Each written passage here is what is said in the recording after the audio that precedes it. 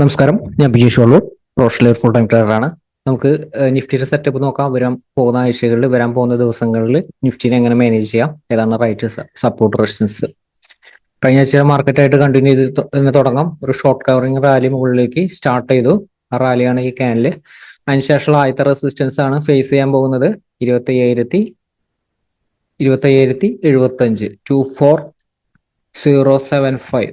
ഈ റെസിസ്റ്റൻസിന്റെ മുകളിലേക്ക് സസ്റ്റെയിൻ ചെയ്താൽ, ഇത് ഡെയിലി ടൈം ഫ്രെയിലാണ് പറയുന്നത്, ലോങ് ടൈം വ്യൂവിലാണ് പറയുന്നത്, പ്രത്യേകം ശ്രദ്ധിക്കുക. ഈ റെസിസ്റ്റൻസിന് മുകളിലേക്ക് സസ്റ്റെയിൻ ചെയ്താൽ, അതായത് ഷോർട്ട് കവറിംഗ് റാലി കഴിഞ്ഞതിന് ശേഷം ആദ്യത്തെ റെസിസ്റ്റൻസ് മുകളിലേക്ക് സസ്റ്റെയിൻ ചെയ്താൽ അടുത്ത റെസിസ്റ്റൻസ് 25,200 മുകളിലാണ്. 25,222 ആണ് ഹയർ ലെവലിലുള്ള റെസിസ്റ്റൻസ്. അതിനുശേഷം നിഫ്റ്റിയുടെ റെസിസ്റ്റൻസ് വരുന്നത് 25,333. തൊട്ടടുത്താണ് റെസിസ്റ്റൻസ്. കാരണം ഇങ്ങനത്തെ ഒരു ഏരിയ ആണ്, കുറച്ചൊരു കൺജസ്റ്റഡ് ആയിട്ട് ഒരു ഏരിയ ആണ്. അപ്പൊ അതുകൊണ്ട് തന്നെ ഈ ഒരു ലെവലിൽ എങ്ങനെയാണ് വർക്ക് ചെയ്യാന്ന് പറയാനായിട്ട് സാധിക്കില്ല. അപ്പൊ അതുപോലെ തന്നെ നമുക്ക് ഇമ്മീഡിയറ്റ് ആയിട്ടുള്ള സപ്പോർട്ട് കാണുന്നത് 24,960 താഴെ വളരെ ഇമ്പോർട്ടന്റ് ആണ്. കഴിഞ്ഞ ആഴ്ചയിൽ മാർക്കറ്റിൽ എന്താണ് സംഭവിച്ചത്? കഴിഞ്ഞ ആഴ്ചയിൽ അവസാനത്തെ ഒരു സെക്ഷനിൽ സംഭവിച്ചത് ഷോർട്ട് കവറിംഗ് റാലിയാണ്. ആ റാലി കഴിഞ്ഞതിന് ശേഷം അടുത്ത റെസിസ്റ്റൻസിന്റെ മുകളിലേക്കോ അടുത്ത സപ്പോർട്ട് താഴത്തേക്കോ നിലനിർത്തിയാൽ അതിനനുസരിച്ചുള്ള ട്രെൻഡ് സ്റ്റാർട്ട് ചെയ്യും. 1,060 അടുത്ത സപ്പോർട്ട് കാണുന്നത്. ഒരു ക്ലോസിംഗ് ബേസിസിൽ നിലനിർത്തി കഴിഞ്ഞാൽ ഹയർ ലെവലിൽ നിന്നുള്ള ട്രെൻഡ് റിവേഴ്സലല്ല, ഹയർ ലെവലിൽ നിന്നുള്ളൊരു പ്രോഫിറ്റ് ബുക്കിംഗ് സ്റ്റാർട്ട് ചെയ്യും. ട്രെൻഡ് റിവേഴ്സൽ ഏരിയ കുറച്ച് അധികം താഴെയാണ് കാണുന്നത്. 24,200 തന്നെയാണ് ഇപ്പോഴത്തെ ഒരു സെറ്റപ്പിൽ ട്രെൻഡ് റിവേഴ്സൽ ഏരിയ കാണുന്നത്. പക്ഷെ ഇത് ഹയർ ലെവലിൽ നിന്നുള്ള ഒരു പ്രോഫിറ്റ് ബുക്കിംഗ് ആണ്. 24,960 താഴെ ക്ലോസ് ചെയ്ത stop loss 25,075 stop loss place ചെയ്തുകൊണ്ട് ഷോർട്ട്സ് ആൻഡ് ഓപ്പർച്യൂണിറ്റി യൂട്ടിലൈസ് ചെയ്യാവുന്നതാണ്. അപ്പൊ അതിനുശേഷം അടുത്ത സപ്പോർട്ട് വരെയാണ് അത് ആ ഒരു ട്രെൻഡ് നിലനിൽക്കുന്നത്. 24,775 ആണ് അടുത്ത സപ്പോർട്ട്. 24,775 താഴത്തേക്ക് സസ്റ്റെയിൻ ചെയ്താൽ, ക്ലോസിംഗ് ലെവൽ സസ്റ്റെയിൻ ചെയ്താൽ 24,775 അല്ല, ക്ലോസിംഗ് ലെവൽ സസ്റ്റെയിൻ ചെയ്യേണ്ടത് 24,760, 24,760. ഈ സപ്പോർട്ടിന്റെ താഴത്തേക്ക് സസ്റ്റെയിൻ ചെയ്താൽ പിന്നെ അടുത്ത സപ്പോർട്ട് കുറച്ച് താഴെയാണ്, 24,600 താഴെയാണ്. 24,585 ആണ് അടുത്ത സപ്പോർട്ട് ലെവൽ. ഇപ്പൊ നിഫ്റ്റിയുടെ ഒരു ലോങ് ടൈം വ്യൂയിലുള്ള സപ്പോർട്ട് ലെവലുകളാണ് പറഞ്ഞത്. ഒരിക്കൽ കൂടി ഡീറ്റെയിൽ ആയിട്ട് പറയാം. നിഫ്റ്റിയുടെ ഇപ്പോഴത്തെ ഒരു സെറ്റപ്പ് ഷോർട്ട് കവറിംഗ് റാലി കഴിഞ്ഞുകൊണ്ട് മുകളിലോട്ട് പോകുന്നതാണ്. അതിനുവേണ്ടി നിലനിർത്തേണ്ട ഇമ്മീഡിയറ്റ് ആയിട്ടുള്ള സപ്പോർട്ട് 24,960. അതേപോലെ തന്നെ ഇമ്മീഡിയറ്റ് ആയിട്ട് നിലനിർത്തേണ്ട റെസിസ്റ്റൻസ് ഏരിയ, ഇതിന്റെ മുകളിലേക്ക് നിലനിർത്തിയാൽ സ്ട്രെങ്ത് കൂടും. 25,075 അതിന് മുകളിൽ അടുത്ത റെസിസ്റ്റൻസ് 25,222, 25,333. അപ്പൊ നിഫ്റ്റിനായാലും ലോങ് ടൈം വ്യൂവിൽ ഇതേ രീതിയിൽ മാനേജ് ചെയ്യുക. നമുക്കൊരു ഇൻട്രാഡേ ലെവലിലുള്ള സപ്പോർട്ട് റെസിസ്റ്റൻസ് നോക്കാം. ഇൻട്രാഡേ ലെവലിലുള്ള സപ്പോർട്ട് റെസിസ്റ്റൻസ് കുറച്ച് വ്യത്യാസമുണ്ട്. ഇത് നമുക്ക് ലോങ് ടൈം വ്യൂവിൽ ഡെയിലി ടൈം ഫ്രെയിമിൽ വരുന്ന സപ്പോർട്ട് റെസിസ്റ്റൻസ് ആണ് ഈ നൽകിയിരിക്കുന്നത്. ഇനി നമുക്ക് ഇൻട്രാഡേയിൽ മാനേജ് ചെയ്യാം. ഇൻട്രാഡേയിൽ മാനേജ് ചെയ്യുന്നതിനെക്കാട്ടി മുൻപ് തന്നെയായിട്ട് നമുക്ക് കഴിഞ്ഞ ദിവസത്തെ മാർക്കറ്റിൽ നമുക്കൊന്ന് സംഭവിച്ചൊന്ന് ക്വിക്കായിട്ട് നമുക്ക് നോക്കാം. നമുക്ക് കഴിഞ്ഞ ദിവസത്തെ നമ്മുടെ റെസിസ്റ്റൻസ് നൽകിയിരിക്കുന്ന ഈ ഏരിയയിലാണ് റെസിസ്റ്റൻസ്.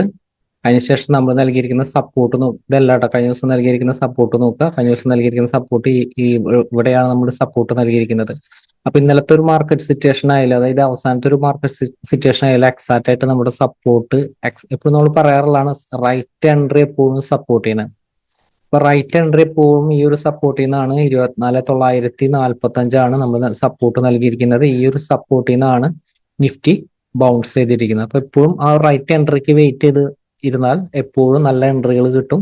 ചെറിയ സ്റ്റോപ്പ് ലൂസിൽ നമുക്കത് മാനേജ് ചെയ്യാനായിട്ട് പറ്റും. ഇന്നത്തെ മാർക്കറ്റ് ആണെങ്കിൽ, കഴിഞ്ഞ ദിവസം മാർക്കറ്റ് ആണെങ്കിൽ ഒട്ടും മൊമെന്റ് ഇല്ലാത്ത മാർക്കറ്റാണ്. പക്ഷെ ആ ഒരു സിറ്റുവേഷനിൽ പോലും നമുക്ക് ആ റൈറ്റ് എൻട്രി നമുക്ക് നല്ല പ്രോഫിറ്റ് നമുക്ക് നൽകാനായിട്ട് സാധിച്ചു. അപ്പൊ വരും ദിവസങ്ങളിലായാലും നമുക്ക് റൈറ്റ് സപ്പോർട്ട് റെസിസ്റ്റൻസ് ഏതാണ്, റൈറ്റ് ആയിട്ടുള്ള ഒരു എൻട്രി എടുക്കാനായിട്ടുള്ള സപ്പോർട്ട് റെസിസ്റ്റൻസ് ഏതാണ്?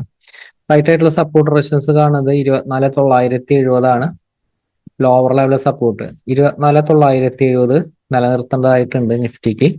അപ്പോൾ നിഫ്റ്റി ഈ ഒരു ലെവലാണ്. In case gap down opening ആണ് 24,970 അടുത്ത് നിന്ന് നിഫ്റ്റി ബൗൺസ് ചെയ്യാനായിട്ട് ശ്രമിക്കും. ഇമ്മീഡിയറ്റ് ആയിട്ട് റെസിസ്റ്റൻസ് ഉണ്ട് 25,000 തൊട്ട് താഴെയാണ് ഞാൻ സപ്പോർട്ട് റെസിസ്റ്റൻസ് എടുത്തിരിക്കുന്നത് in case gap down opening ആണെങ്കിൽ 24,995. അതുപോലെ തന്നെ നിഫ്റ്റി ഓപ്പൺ ചെയ്യുന്നത് ഗ്യാപ് ഡൗൺ ഓപ്പണിംഗ് ആണ്, 24,970 താഴെയാണെങ്കിൽ വീക്ക്നെസ് ആണ്. ചെറിയ ടൈം ഫ്രെയിമിലെ ഷോർട്ട്സ് ആൻഡ് ഓപ്പർച്യൂണിറ്റി യൂട്ടിലൈസ് ചെയ്യാം. അടുത്ത സപ്പോർട്ട്, ഈ പറയുന്ന സപ്പോർട്ടുകളെല്ലാം വളരെ സ്ട്രോങ് ആയിട്ടുള്ള സപ്പോർട്ടുകളാണ്. എപ്പോഴും നമ്മൾ നൽകുന്നത് വളരെ സ്ട്രോങ് ആയിട്ടുള്ള സപ്പോർട്ടും വളരെ സ്ട്രോങ് ആയിട്ടുള്ള റെസിസ്റ്റൻസ് മാത്രമാണ് നമ്മൾ നൽകുന്നത്. അതിനുശേഷം നമുക്ക് റെസിസ്റ്റൻസ് വരുന്നത് 24,880 സപ്പോർട്ട് വരുന്നത് ലോവർ ലെവലാണ്. നമുക്ക് ഇനി ഹയർ ലെവലിലേക്ക് നോക്കാം. ഹയർ ലെവലിലേക്ക് എപ്പോഴും നല്ല എൻട്രി എടുക്കുമ്പോൾ എപ്പോഴും സപ്പോർട്ട് ചെയ്യുന്ന എൻട്രിക്ക് ആയിരിക്കണം കൂടുതൽ ഇമ്പോർട്ടൻസ് നൽകേണ്ടത്. ഇൻ കേസ് ഈ ഒരു ലെവലിലാണ് ഓപ്പൺ ചെയ്തെങ്കിൽ നിങ്ങൾക്ക് മൊമെന്റം കിട്ടാനുള്ള സാധ്യത കുറവാണ്.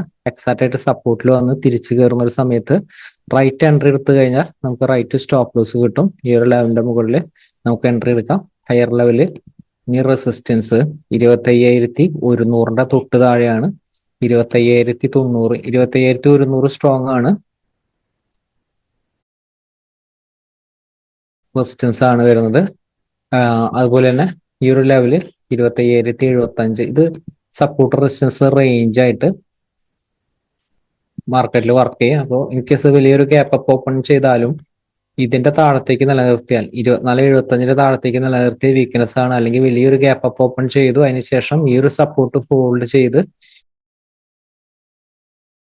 നിലനിർത്തി കഴിഞ്ഞാൽ ബൈർ ഓപ്പർച്യൂണിറ്റി യൂട്ടിലൈസ് ചെയ്യാം. അടുത്ത റെസിസ്റ്റൻസ് 25,145, 25,145.